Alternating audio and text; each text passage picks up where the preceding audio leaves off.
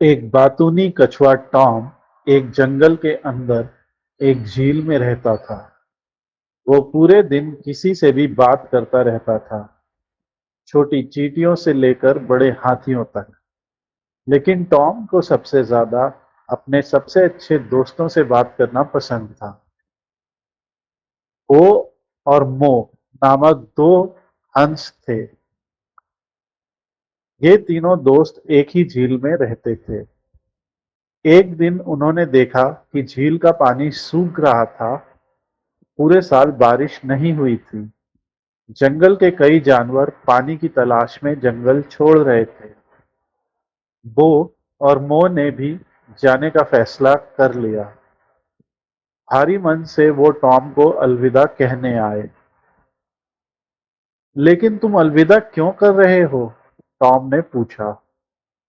बिना पानी के जल्द ही झील में कोई मछली नहीं बचेगी। मैं भी यहाँ से जाना चाहता हूँ। हम तुम्हें अपने साथ ले जाना पसंद करेंगे, बो ने दुखी होकर कहा। लेकिन तुम उड़ नहीं सकते। तुम हमारे साथ कैसे आओगे? ओह, ये कोई समस्या नहीं है। हमें बस एक मजबूत लकड़ी का लट्ठा ढूंढना होगा।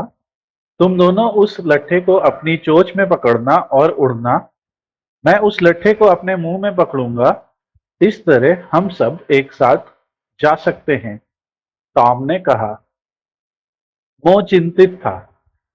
ये एक अच्छी योजना है, लेकिन टॉम, तुम बात करना बहुत पसंद करते हो।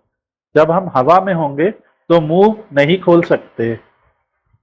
टॉम हंसते हुए बोला, जब जरूरी होगा मैं चुप रह सकता हूँ। चलो दोस्तों, ये एक रोमांचक सफर होगा। अगली सुबह तीनों दोस्त निकल पड़े। टॉम उत्साहित था। उसने अपने जीवन में हमेशा जमीन पर ही रहा था। अब वे ऊंचाई से पहाड़ों को देख सकता था। जहां तक कि उसने ऊंचे हाथी भी आसमान से छोटे दिख रहे थे। वह अपने दोस्तों से ये सब बातें करना चाहता था, लेकिन मोह की बात याद करके उसने अपना मुंह बंद रखा। तीनों जल्द ही एक गांव के ऊपर से गुजरे। गांव वालों ने पहले भी हंसों को उड़ते देखा था, लेकिन कभी नहीं देखा था कि हंस अपनी चोंच में एक लकड़ी का लट्ठा लेकर उड़ रहे हैं। ये क्या है? गांव वाले चिल्लाए। क्या वे एक गेंद को लेके जा रहे हैं? एक गांव वाले ने पूछा। नहीं नहीं, ये कपड़ों का बंडल है, दूसरे ने चिल्लाया। अरे, हंसों को कपड़ों का क्या काम? तीसरे ने हंसते हुए कहा। टॉम भ्रमित हो गया। ये गांव वाले क्या बकवास कर रहे हैं? वे पूछना चाहता था, लेकिन जैसे ही उसने अपना मुंह खोला, वे सीधे जमीन पर गिर पड़ा। उसका सिर एक चट्टान से टकराया और वो बेहोश हो गया। जब टॉम ने अपनी आंखें खोली, उसने बो और मो को अपने ऊपर खड़े देखा। टॉम की उलझन देखकर बो ने कहा, तुम गिर पड़े जब तुमने अपना मुंह खोला, जबकि हमने तुम्हें इसे बंद रखने के लिए कहा था। गांव वाले दयालु थे। उन्होंने तुम्हारी देखभाल की और फिर तुम्हें एक झील के पास छोड़ दिया, मो ने कहा। टॉम ने चारों ओर देखा। वहां एक सुंदर झील थी।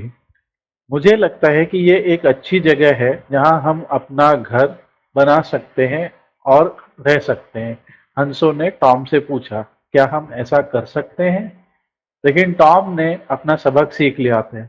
उसे बिना मुंह हिलाए बस अपना सर हिलाया।